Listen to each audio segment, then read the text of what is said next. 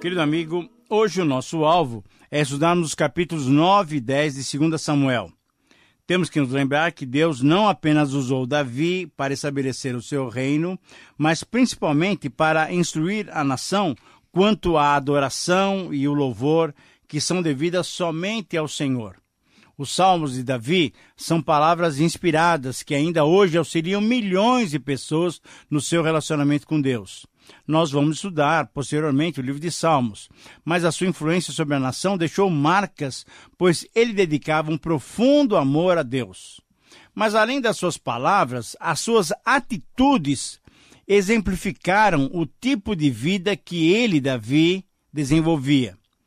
No episódio, por exemplo, da conquista do reino, Davi esperou o tempo do Senhor. Nas batalhas contra os inimigos, Davi honrava a Deus consagrando os despojos, isso é, os ganhos das batalhas, consagrava ao Senhor.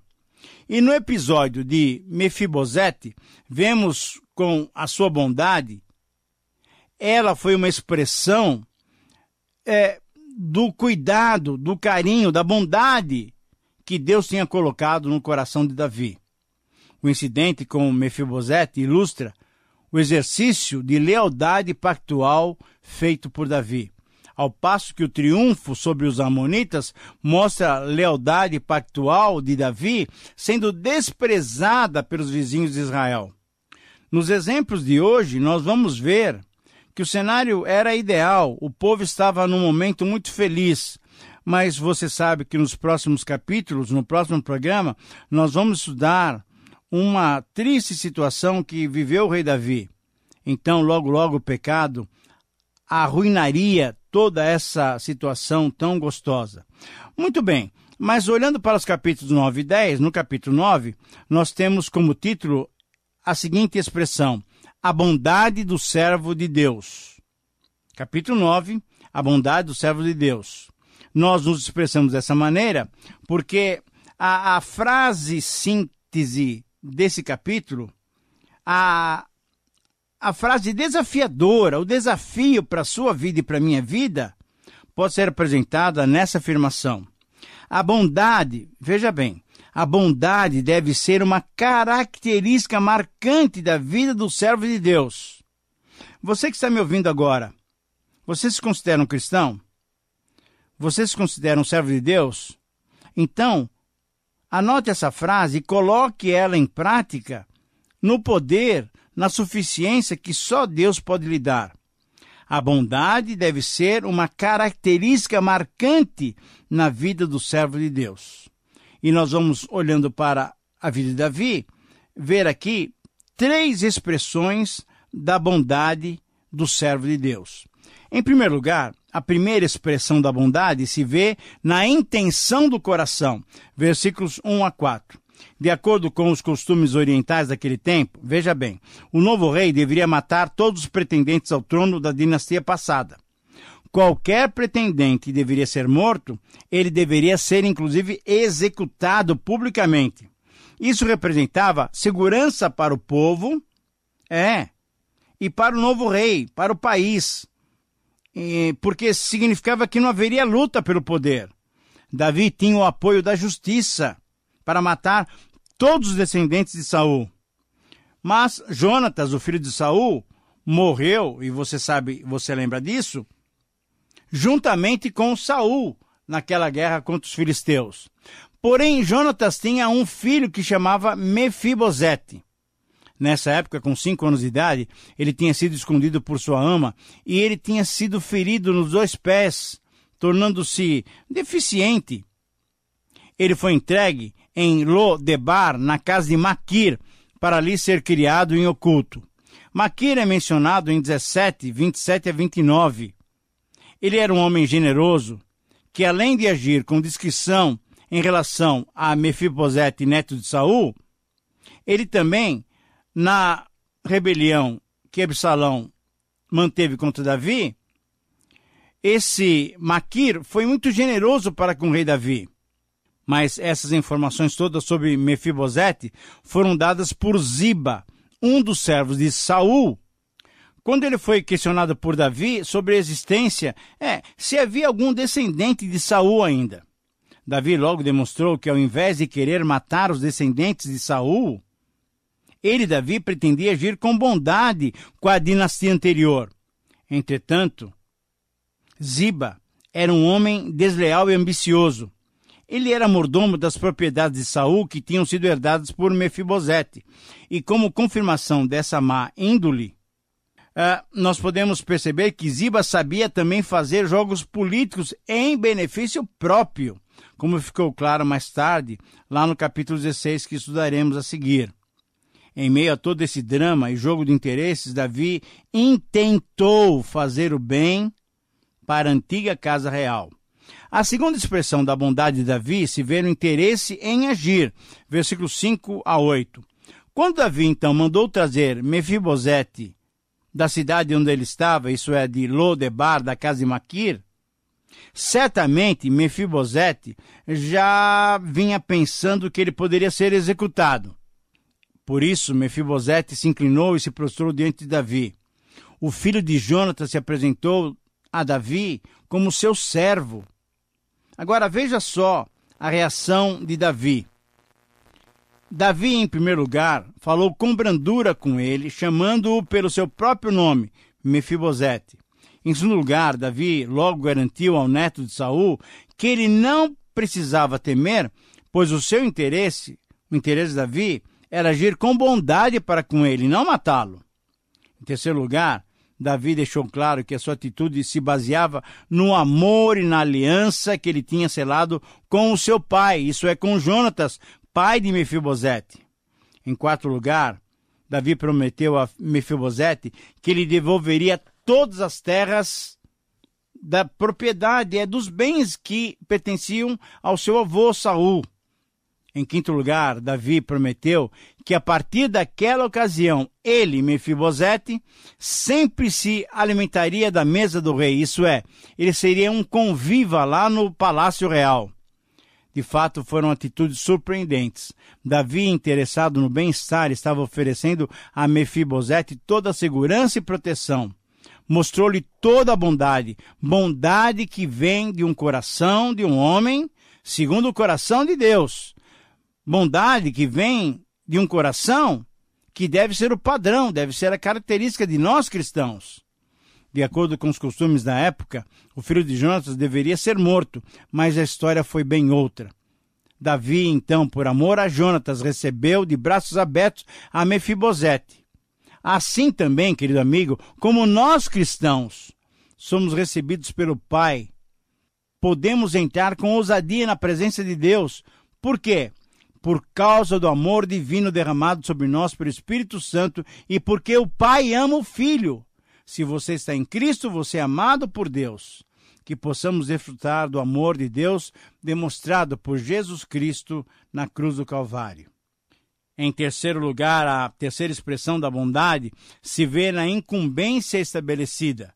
Nos versos 9 a 13, Davi chamou novamente a Ziba e o incumbiu de cuidar corretamente agora das propriedades de Saul, que ele devolvia a Mefibosete. Devolver as propriedades a Mefibosete foi um passo importante, mas Davi contemplou a situação de modo integral. Ziba devia administrar essas propriedades, mesmo que Mefibosete fosse viver no palácio real. A ideia do original é mais forte. Olha só, é melhor do que a expressão em português. A ideia é, no versículo 10, para que a casa do teu Senhor tenha pão que coma, significa, na verdade, o seguinte: para que o teu Senhor tenha outras fontes de lucro. E essa administração deveria ter êxito, pois haviam pessoas suficientes para a realização de qualquer trabalho.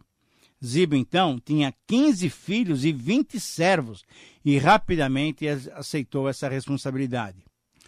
Mefibosete tinha um filho chamado Mica, que certamente ficou com ele no palácio real, alimentando-se da mesa do rei, e enquanto isso, na sua propriedade, Ziba deveria administrar a sua propriedade de tal maneira que houvesse outras fontes de lucro para Mefibosete, Mica e toda a sua família. Ora, querido amigo, assim a bondade de Davi se manifestou em favor da descendência daquele que procurava matá-lo. Você se lembra como Saul foi duro contra Davi? Por que Davi foi tão bondoso assim? Ora, porque havia um conserto com Jonatas, e a bondade, a misericórdia e a graça agora se estendiam sobre toda a descendência para com Mefibosete, para com Mica, por causa do seu amor, da sua dedicação, da sua aliança com Jonatas. Você já perguntou por que Deus nos trata com tanta bondade? Por que você é salvo? Por que Deus nos salva? Por que Cristo nos salva? Querido amigo, assim como Davi protegeu e aceitou Mefibosete por causa do seu amor a Jonatas, nós somos aceitos e salvos por Deus por causa do amor de Deus por Jesus Cristo. Nós somos salvos e nós somos aceitos no amado. Que possamos então valorizar esse grande amor divino manifestado por Jesus, que morreu por todos nós na cruz do Calvário.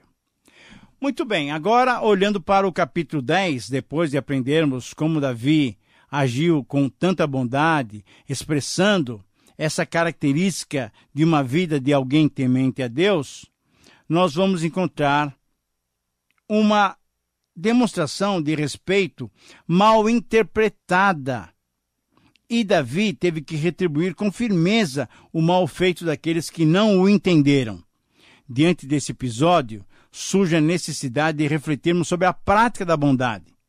Por vezes, ela é aceita e valorizada, como foi no caso de Mefibosete. Porém, em outras ocasiões, ela é mal recebida e ela é desprezada. Então, a pergunta é: o que fazer? Ora, certamente devemos depender de Deus para sabermos como agir, como Ele, Deus, agiria. Então, o título sugerido para o capítulo 10 é o seguinte: a bondade do servo de Deus mal recebida. Anote aí, esse é o título do capítulo 10. A bondade do servo de Deus mal recebida. Os amonitas, e aqui temos mais um povo, então, daqueles vizinhos de Israel. Os amonitas, ao invés de entenderem e aceitarem a sensibilidade de Davi, agiram com dureza e desonra para com os emissários que o rei Davi tinha enviado a eles. Portanto, para nós, o princípio bíblico estabelecido, o princípio bíblico desafiador, a síntese do capítulo 10 é a seguinte expressão. Anote se você tiver condições de fazê-lo. A retribuição do mal com o mal só deve ser aplicada quando a bondade é mal recebida. Entenda bem e anote, essa é uma frase importante. A retribuição do mal com o mal só deve ser aplicada quando a bondade é mal recebida.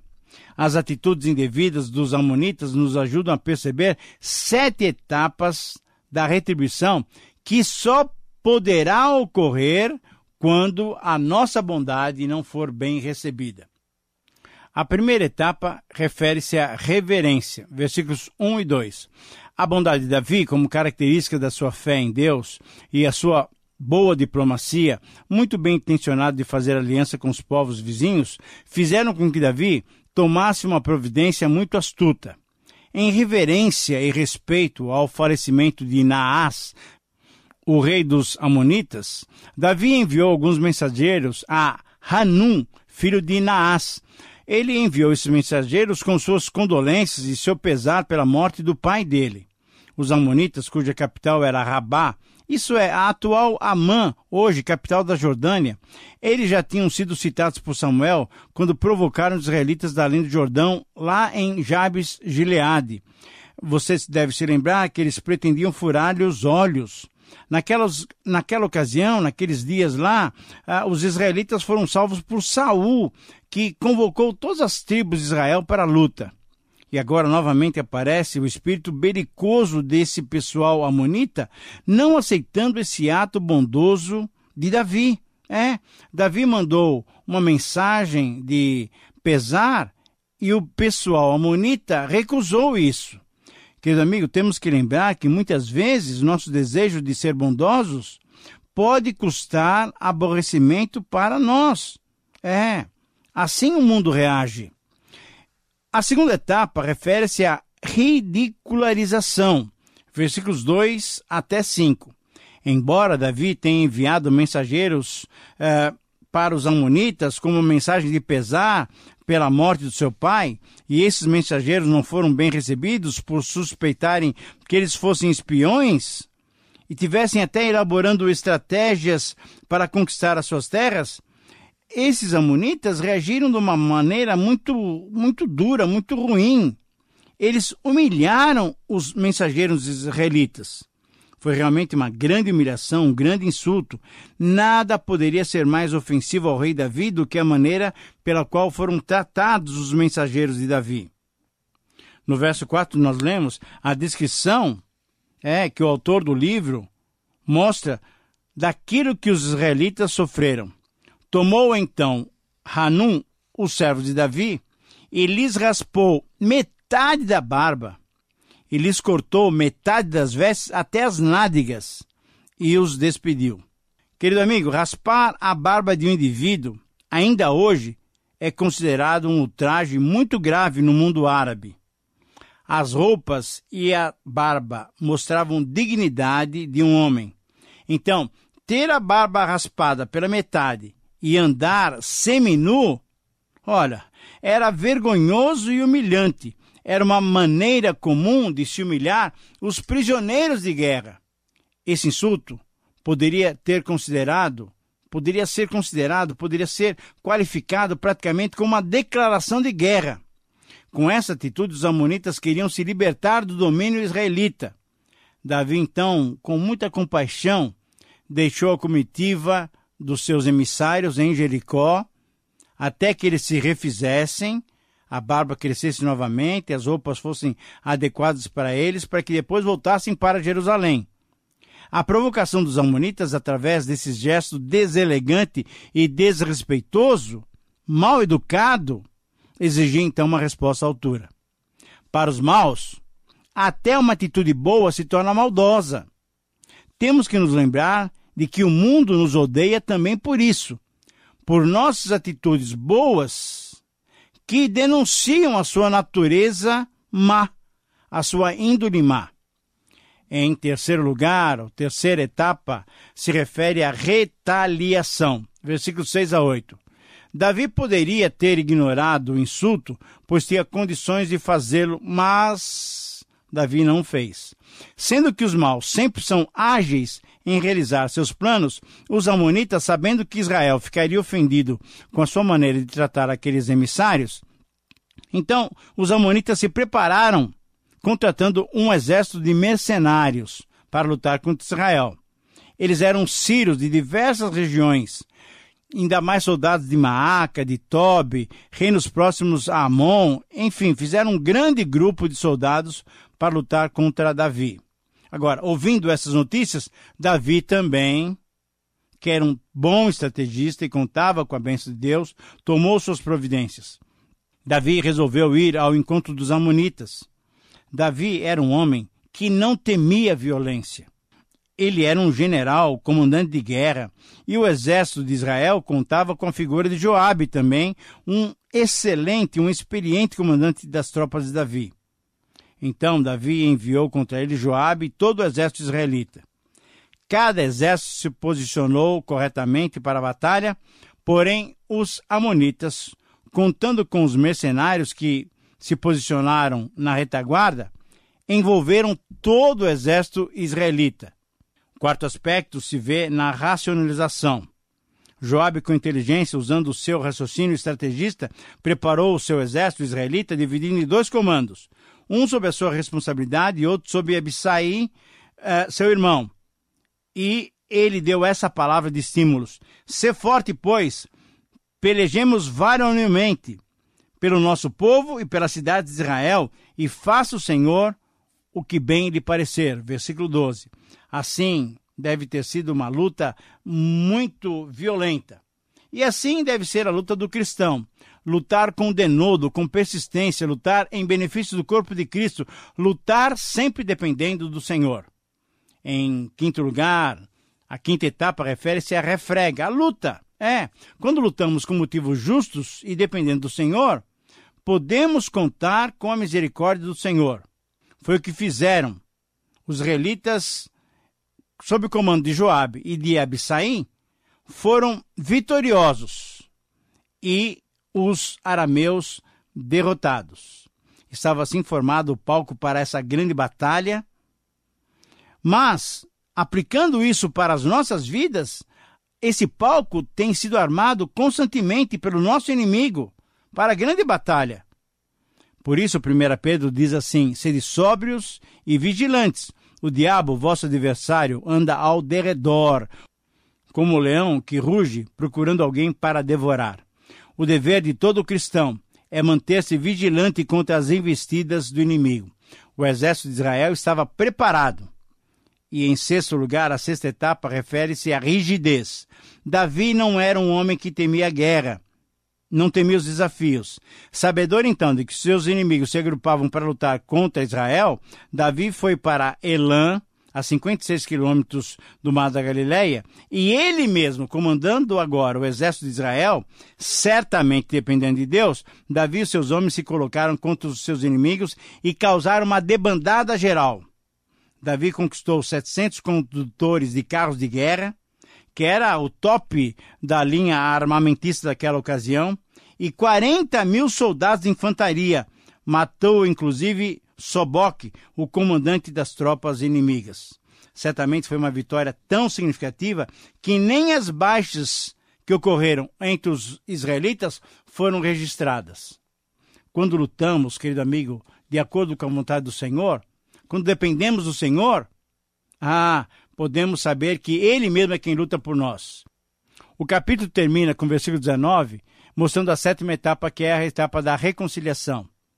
Diante dessa vitória tão espetacular, todos quiseram fazer paz com Israel. Houve reconhecimento do poderio de Israel e, portanto, assumiram os derrotados a posição de servos. E houve também a desistência de formar novas alianças para combater o povo de Deus. Querido amigo, mais uma vez, quando nós lutamos a luta do Senhor, deixamos Ele lutar em nosso lugar, nós obtemos a vitória do Senhor é a nossa vitória. Que Deus te abençoe, que você tenha condições de aplicar essas verdades à sua própria vida. Um grande abraço.